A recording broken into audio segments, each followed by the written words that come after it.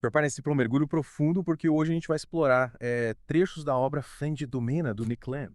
Hum. É um livro bem denso, né? Hum. Cheio de ideias complexas sobre tecnologia, mudança social, os limites da compreensão humana. Filosofia pura.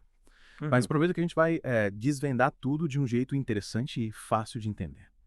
O Land realmente é conhecido por desafiar o leitor, né? Sim. E conectar ideias que, à primeira vista, parecem totalmente desconexas. Exato. O objetivo aqui é decifrar os principais argumentos do Land e mostrar como eles são relevantes para o mundo em que vivemos.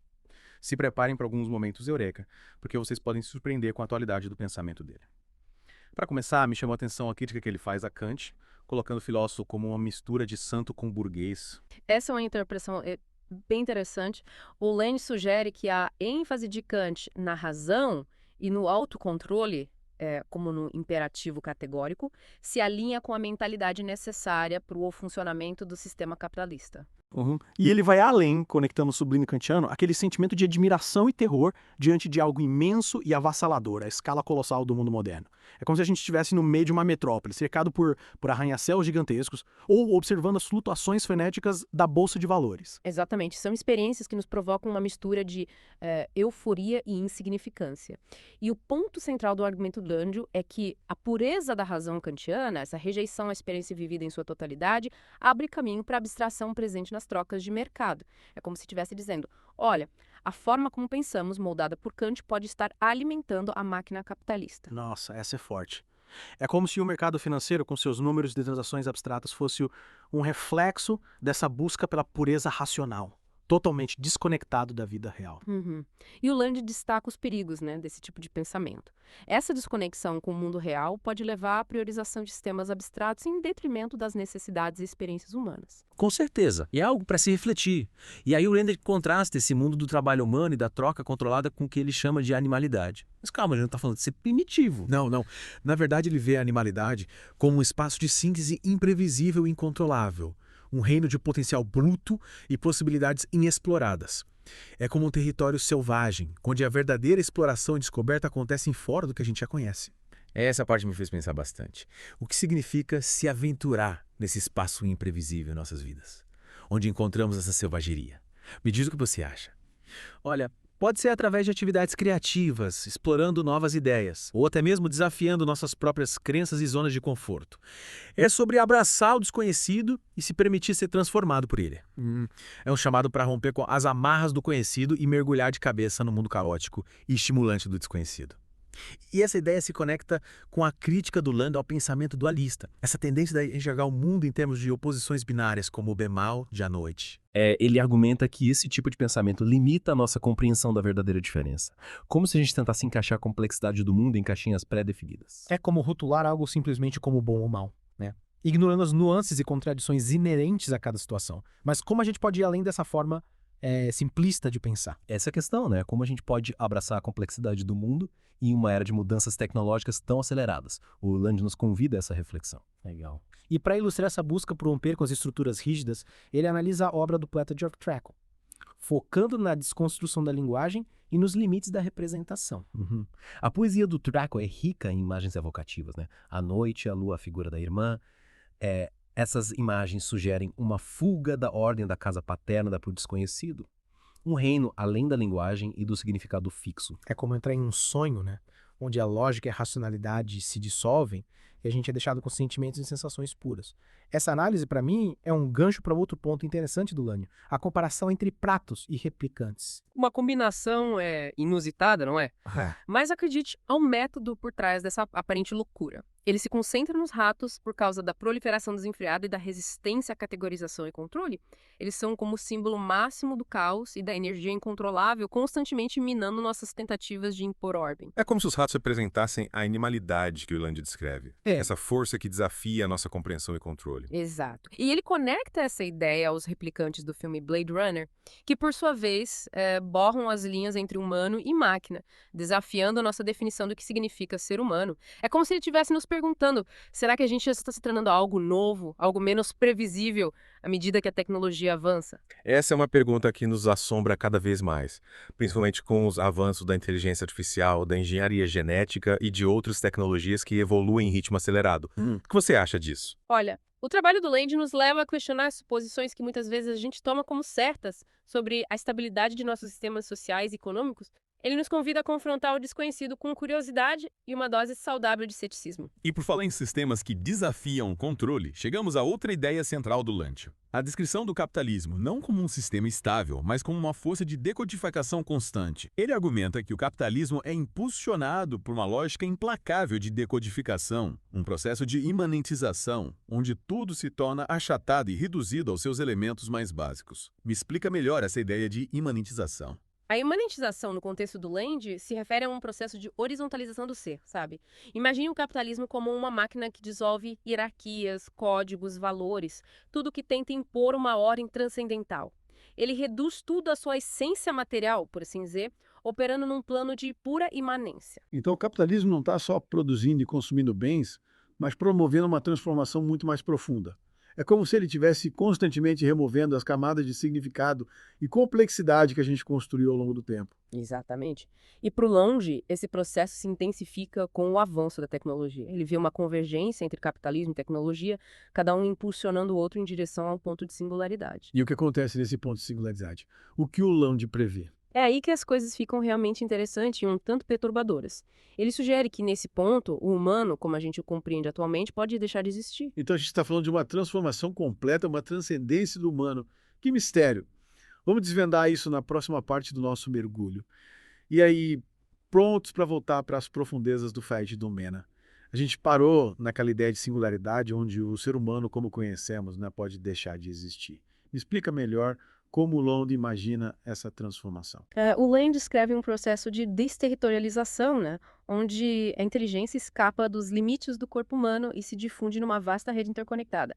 É como se a consciência se libertasse da matéria, sabe? Se espalhando pelo ciberespaço. Seria como uma fusão definitiva entre tecnologia e consciência, a singularidade como um novo estágio da evolução. Exatamente. É a culminação daquilo que ele chama de ciberrevolução, a emergência de uma nova forma de inteligência, uma entidade pós-humana que transcende a nossa compreensão atual. E um dos conceitos mais instigantes que ele usa para descrever esse processo é a máquina de decodificação capitalista. A gente já tocou nesse assunto antes, mas confesso que ainda não entendi completamente como essa máquina funciona. Pense no capitalismo não como um sistema estático, mas como uma força dinâmica, que está constantemente desconstruindo estruturas, códigos e valores existentes. É como um processo de desmontagem, sabe? Que reduz tudo aos seus componentes básicos. Então o capitalismo não se limita a produzir e consumir bens, mas está promovendo uma transformação bem mais profunda. Isso mesmo. Para além o capitalismo opera por meio de uma lógica implacável de decodificação, de desterritorialização, dissolvendo as estruturas que tentavam fixar a realidade. Ele usa o termo imanentização para descrever esse processo. Lembro que você explicou a imanentização como um achatamento do ser, uma redução à sua essência material. Mas como isso nos leva à ciberrevolução e a essa nova forma de inteligência? A tecnologia, para o Land, é a grande catalisadora desse processo. Ela acelera a decodificação capitalista, expandindo os limites daquilo que a gente considera humano. A ciberrevolução seria a culminação dessa tendência. Mas essa ciberrevolução é algo para se temer ou celebrar? A gente está falando de um futuro utópico ou distópico? O Land não oferece respostas fáceis. Ele nos apresenta uma visão do futuro que é ao mesmo tempo excitante e perturbadora, repleta de promessas e perigos. Entendi. E como a gente pode se preparar para navegar nesse território desconhecido, nesse futuro pós-humano que ele descreve? A chave, segundo Lane, é confrontar as implicações das mudanças tecnológicas aceleradas, Aceitar que a gente está à beira de uma transformação fundamental do que significa ser humano. É muita coisa para digerir. Mas também é incrivelmente libertador, não é? Abre novas possibilidades, novas maneiras de pensar sobre nós mesmos e sobre o mundo ao nosso redor. E o Lane nos dá algumas ferramentas para entender essas mudanças, como os conceitos de K-War, hipervírus e corpos sem órgãos. Vamos começar pela K-War. O que seria essa guerra? A K-War não é uma guerra convencional, com exércitos e armas. É uma guerra contra os limites impostos pela tradição, pela moral kantiana. É a rebelião da animalidade, da energia caótica e incontrolável que o Land descreve, contra a ordem imposta pela razão. Então é como uma guerra contra as nossas próprias limitações. Exatamente. Uma luta para romper com as amarras do eu transcendental, da consciência individual e racional e abraçar o fluxo intenso e desterritorializado da inteligência pós-humana. E o hipervírus? Qual o papel dele nessa guerra? Imagine um vírus que, em vez de corromper arquivos, corrompe os nossos sistemas de significado, as nossas crenças, a nossa própria realidade. Seria como uma bomba de informação, né? Capaz de destruir os nossos modelos de mundo. Sim, mas o hipervírus não é apenas destrutivo, ele também é criativo, gerando novas formas de pensamento, novas conexões, novas possibilidades.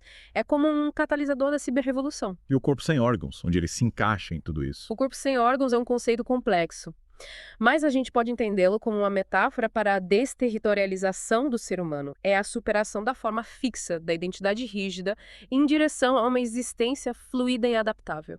Seria como se a gente se libertasse da prisão do corpo físico e se tornasse informação pura, energia pura, consciência pura. Exatamente. E para o End, a ciberrevolução nos impulsiona nessa direção, em direção a uma existência descorporificada, liberada dos limites impostos pela matéria. Uau, tudo isso é realmente impressionante. Acho que eu estou começando a entender porque o Land é considerado um pensador tão provocativo. Ele nos desafia a pensar fora da caixa, né? A questionar nossas suposições e a confrontar o desconhecido com curiosidade e uma dose saudável de ceticismo.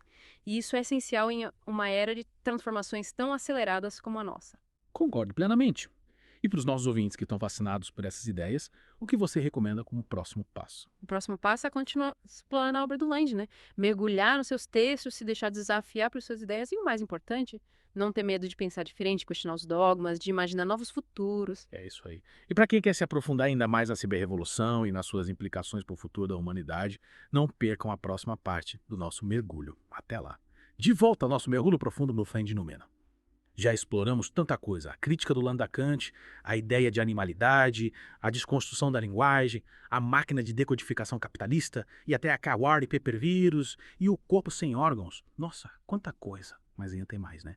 O que mais o Land nos reserva nesse universo de ideias? Ele nos leva a questionar o futuro da humanidade nesse contexto de ciberrevolução e transformação radical. Para o Land, essa singularidade tecnológica impulsionada pela lógica do capitalismo nos leva para além do humano. É como se a gente estivesse vivendo um momento crucial na história da humanidade, tipo as portas de uma nova era. Mas como seria essa nova era? Como a Land imagina uma vida além do humano? Bom, ele não nos dá um manual de instruções para esse futuro pós-humano, mas nos convida a pensar em algumas possibilidades. Por exemplo, se a inteligência se liberta dos limites do corpo, o que acontece com a nossa individualidade, com a noção de eu? Seria o fim do eu, como a gente conhece. A gente se dissolveria numa espécie de consciência coletiva, uma mente global interconectada. É uma possibilidade. Outra possibilidade que o Land explora é a fragmentação do eu, a multiplicação das identidades. Imagina um mundo onde você pode, sei lá, copiar e editar a sua própria consciência, criando, tipo, avatares com diferentes personalidades e habilidades. Seria como viver múltiplas vidas ao mesmo tempo, ou editar nossa personalidade como quem edita um perfil online. Parece ficção científica, mas também é um pouco assustador.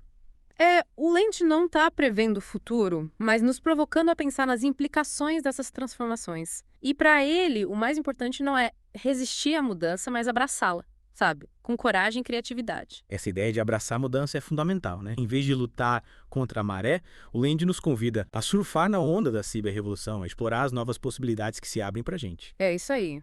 Para ele, a ciberrevolução é um processo irreversível e a melhor forma de lidar com ela é com curiosidade, ousadia e inteligência. O Land nos desafia a repensar o que significa ser humano em um mundo em constante transformação. E essa é a grande contribuição da obra dele, né? Nos provocar a pensar fora da caixa, a questionar os limites da nossa compreensão, a imaginar futuros que parecem impossíveis. E o mais importante, a obra do Land nos dá ferramentas para compreender o presente, para decifrar as forças que estão moldando o mundo ao nosso redor. É como se ele tivesse nos dado um mapa para navegar nesse território desconhecido da ciberrevolução. O manual de sobrevivência para a era pós-humana.